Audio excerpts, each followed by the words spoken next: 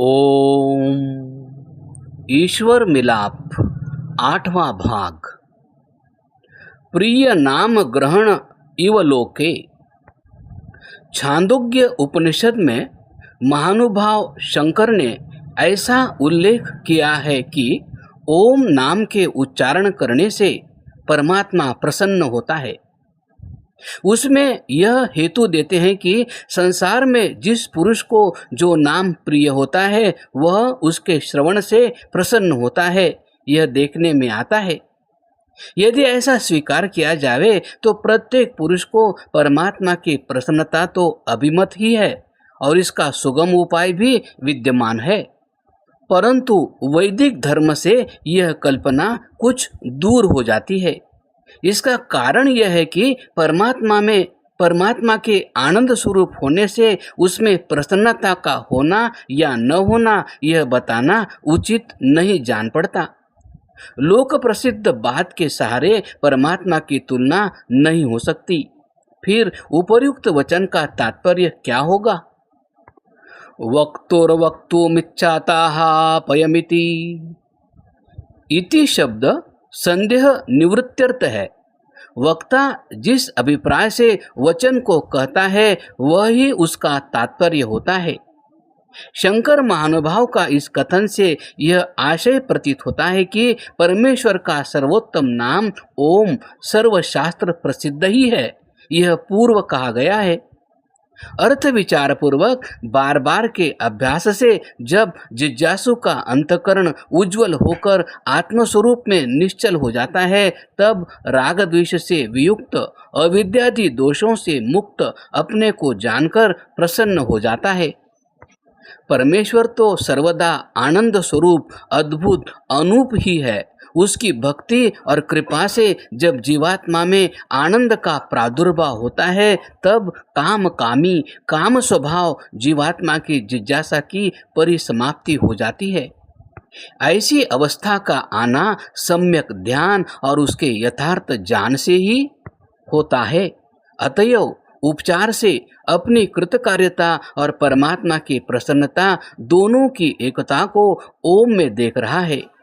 परमेश्वर सबका अंतरात्मा है, इसीलिए ज्ञानी पुरुष को अभेदान्वय से तुल्य कहा है। ऐसे भाव को मानकर भाष्यकार ने यह कहा है कि ओम के उच्चारण से परमात्मा प्रसन्न होता है। जैसे पिता पुत्र को सन्मार्ग में प्रवृत्त देखकर प्रसन्न होता है, वैसे परमात्मा जीवों को सतपथ में वर्तमान जानकर प्रसन्न सम होता है। प्रणवष्ट। यह महात्मा पाणिनि जी का वचन है कि यज्ञ कर्म में वेद मंत्रों के टी संज्ञक भाग को ओम का विधान है, अर्थात यहाँ ओम का ही उच्चारण करना चाहिए।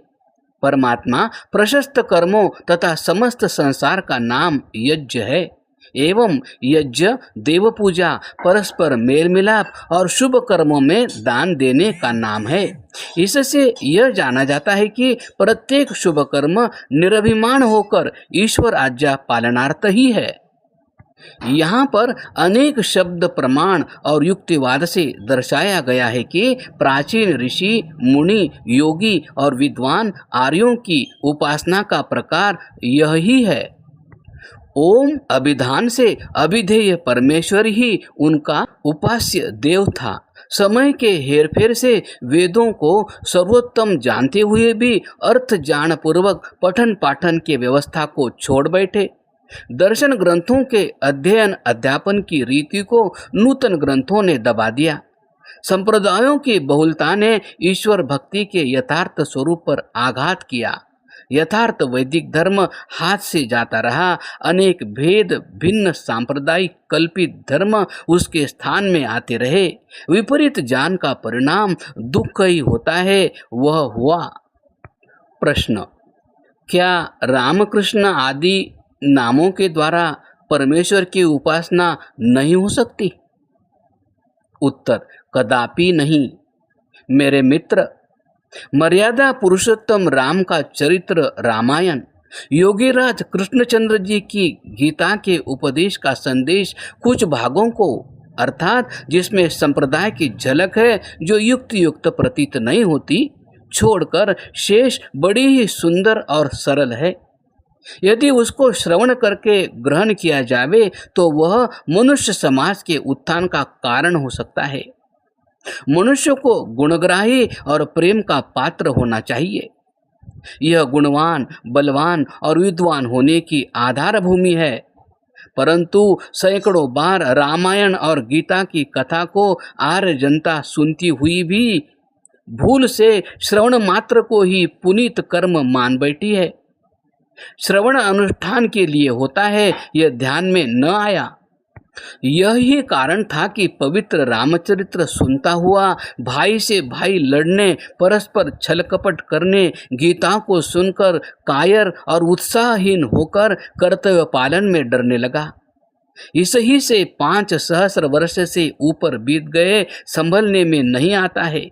स्थान स्थान पर समय समय में भूल ही करता जाता है।